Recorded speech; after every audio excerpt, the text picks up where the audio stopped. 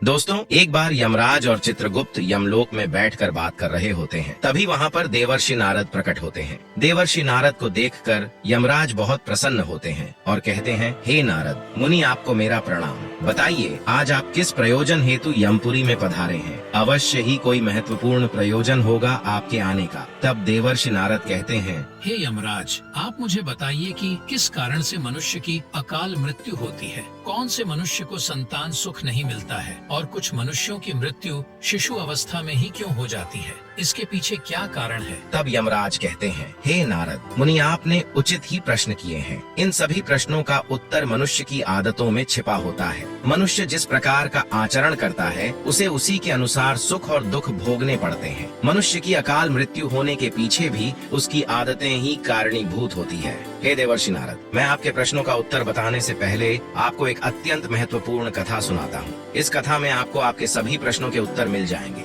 इसीलिए आप इस कथा को ध्यान से जरूर सुनना। तो दोस्तों, यमराज ने नारद मुनि को जो कथा सुनाई है, हम वह कथा आप सभी को सुनाने जा रहे हैं। इस कथा में मनुष्य के आचार विचार, अच्छी और बुरी आदतें तथा जन्म मृत्यु के विषय में बहुत ही महत्वपूर्ण ज्ञान दिया गया है। इस ज्ञान को कभी आधा अधूरा नहीं सुनना चाहिए। तो चलिए बिना देरी किए शुरू करते हैं। यमराज कहते हैं, हे देवर्षि नारद, एक समय की बात है। मध्य देश में एक अत्यंत सुंदर नगरी थी। उस नगरी में एक धनवान सेठ रहा करता था, जिसका नाम था आत्माराम। आत्माराम बहुत ही मेहनती था। उसने अपनी मेहनत से सारा धन इकट्ठा किया था। उसका बहुत बड़ा व्यापार था और साथ ही उसके पास बहुत सारा खेत था। पूरे नगर में आत्माराम जितना धनी इंसान कोई नहीं था। सौभाग्य से आत्माराम के 3 पुत्र थे और 2 पुत्रियां थीं। आत्माराम के सभी पुत्र पुत्रियों का विवाह हो चुका था। आत्माराम के 3 बेटे उसी के साथ रहते थे और उसके कामकाज में उसकी सहायता करते थे। आत्माराम का बड़ा बेटा किशन बहुत ही समझदार और बुद्धिमान था। वह अपने पिता के सारे काम संभालता था। छोटा बेटा गणेश भी खेत देखता था और खेत के सारे काम करता था। और तीसरा सबसे छोटा बेटा पढ़ाई करता था। आत्माराम के दोनों बेटों का विवाह हो चुका था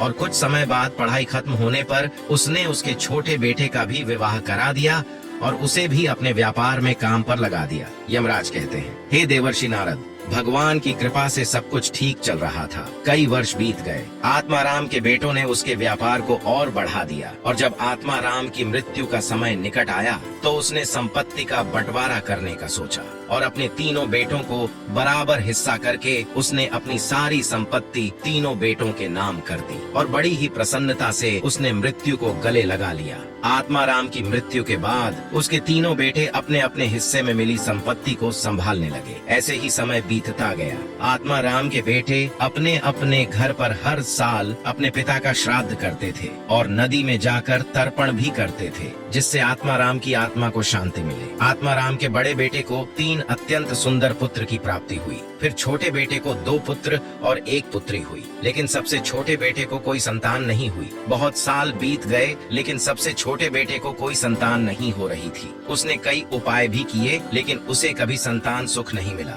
जिस कारण से वह सदा ही दुखी और निराश रहने लगा। यमराज कहते हैं, हे देवर्षि नारद, कुछ साल बीतने के बाद आत्माराम के छोटे बेटे की तबीयत अचानक खराब हो गई और वह बीमार रहने लगा। उसने अपनी बीमारी के इलाज में अपने पास की सारी जमा पूंजी खर्च कर दी। वह दूर दूर से वेदों को बुलाकर अपना इलाज करवाता था। बीमारी के कारण वह अपने कामकाज पर ध्यान नहीं दे पा रहा था, इसीलिए उसकी परिस्थिति और भी अधिक खराब होने लगी थी। उसने कई बार अपने भाइयों के पास मदद मांगी और उनसे उधार पैसे लेकर जीवन का गुजारा करने लगा था। कई वैद्यों को दिखाने के बाद भी उसकी बीमारी ठीक नहीं हो रही थी, जिस कारण से वह बहुत दुखी रहने लगा था। उसके भाई भी अब उसकी मदद करके थक चुके थे, लेकिन अब उन्होंने भी उसकी मदद करना बंद कर दिया, क्योंकि वह अपने बड़े भाइयों से ठीक से बर्ताव नहीं करता था। वह अपने भाइयों की उन्नति देखकर जलने लगा था और उनसे द्वेष करने लगा था, जिस कारण से वह और भी अधिक दुखी रहने लगा था।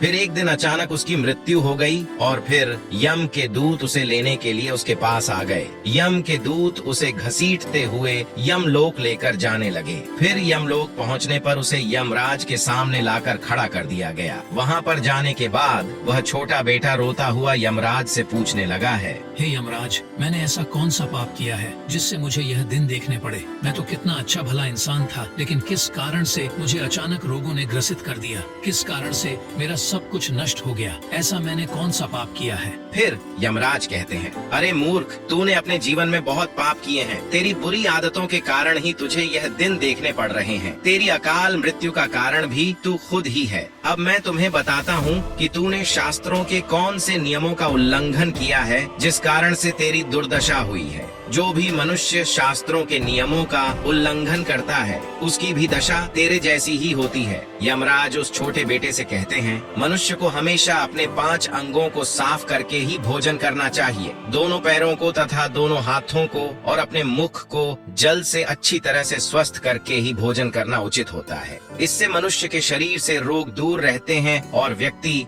दीर्घायु बन जाता है। किंतु तू तो बिना स्नान किए ही भोजन किया है। यमराज कहते हैं, भोजन शुरू करने से पूर्व उस भोजन के लिए भगवान को धन्यवाद देना चाहिए और संसार के समस्त प्राणियों को भोजन प्रदान करने की प्रार्थना करनी चाहिए। इस प्रकार से अन्य देवता को प्रणाम करके भोजन करने से मनुष्य को कोई पाप नहीं लगता है। लेकिन तूने ऐसा कोई भी कार्य नहीं किया। तूने कभी ईश्वर का धन्यवाद नहीं किया। तूने कभी प्राणियों को भोजन नहीं दिया, कभी द्वार पर आए भिक्षुक को अन्न नहीं दिया। इसी कारण तेरी यह दुर्गति हुई है। यमराज कहते हैं, जमीन पर बैठकर भोजन करना ही श्रेष्ठ होता है। बिस्तर पर बैठकर भोजन करने से मनुष्य के शरीर में रोग उत्पन्न होते हैं और उसकी आयु कम हो जाती है। तू बड़े आराम से बिस्तर पर बैठकर भोजन करता था, इसी कारण से तेरे शरीर में रोग निर्माण हुए। शास्त्र कहते हैं कि दहलीज पर बैठकर भी भोजन नहीं करना चाहिए, किंतु तूने इस नियम का भी पालन नहीं किया, जिससे तेरी धन संपत्ति भी नष्ट हो गई। दहलीज पर बैठकर भोजन करने से धन का नाश होता है। यमराज कहते हैं, 3 प्रकार का भोजन मनुष्य को नहीं करना चाहिए। जिस भोजन के ऊपर से कोई पैर रख कर चला गया हो अथवा कोई व्यक्ति भोजन को लांग कर गया हो, ऐसे भोजन को कभी खाना नहीं चाहिए। ऐसा भोजन अशुद्ध हो जाता है। ऐसे भोजन को पशुओं को खिला देना चाहिए।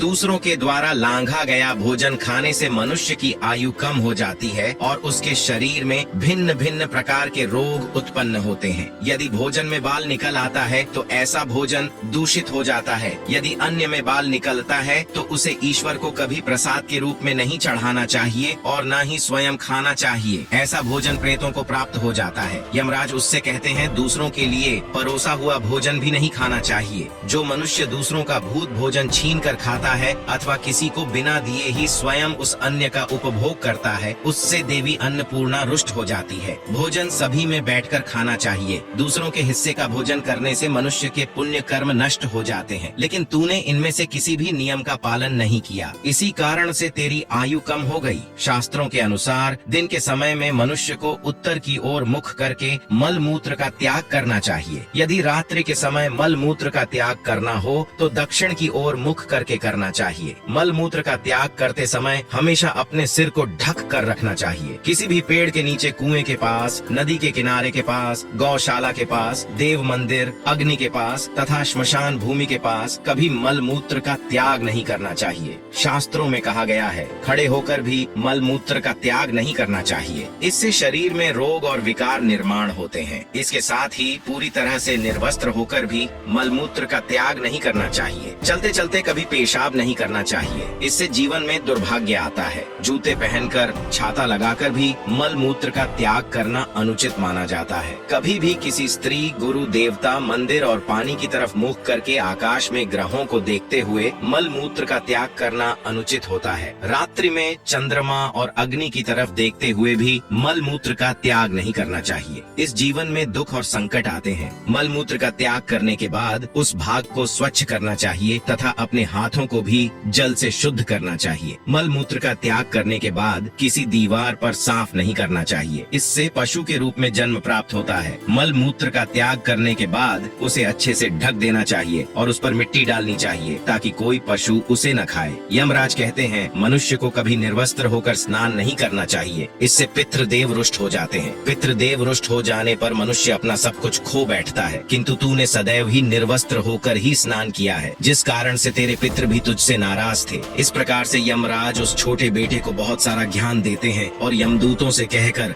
उसे नर्क लोक में ले जाने की आज्ञा देते हैं। तो दोस्तों, इस प्रकार से मनुष्य को कभी शास्त्रों के नियमों का उल्लंघन नहीं करना चाहिए। यमराज ने देवर्षि नारद जी को जो ज्ञान दिया है वह अत्यंत महत्वपूर्ण है। उम्मीद है आपको भी यह जानकारी अच्छी लगी होगी। तो दोस्तों, वीडियो को लाइक जरूर करें। ऐसी ही आध्यात्मिक जानकारी वाले वीडियो देखने के लिए चैनल को सब्सक्राइब करें और कमेंट में जय श्री कृष्ण अवश्य लिखें। आप सभी का धन्यवाद।